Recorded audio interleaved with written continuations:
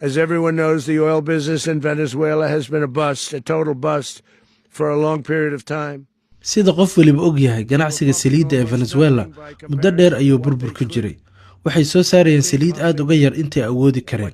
waxa aan qorsheynay in shirkadaha ugu waaweyn ee saliidda ee Mareykanka, kuwa ugu waaweyn adduunka, inay halkaas galaan, ayna ku bixiyaan balaayiin dollar ay dayactiraanna kaabayaasha saliidda ee sida xun loo burburiyey, kadibna ay bilaabaan inay dalka dakhli u soo saaraan. The oil infrastructure and start making money for the country. waxaan sidoo kale diyaar u nahay inaan qaadno weerar labaad oo aad u ballaaran haddii loo baahdo. runtii waxaan filaynay in mawjad labaad loo baahan doono, waana u diyaarsanayn. laakiin hadda waxay u badan tahay inaanan u baahnayn inaan mawjad kala qaadno, sababtoo ah middii koowaad ama weerarkii koowaad ayaa si wanaagsan u guulaystay. sidaa darteed waxaa laga yaabaa inaanan qaadin mid labaad, inkastoo aan diyaar u nahay.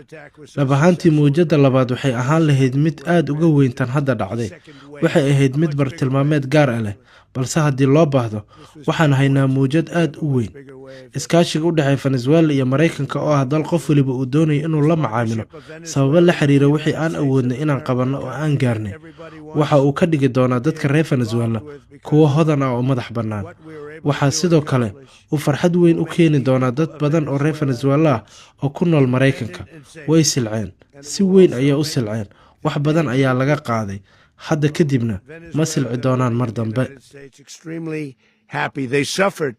They suffered. So much was taken from them. They're not going to suffer anymore.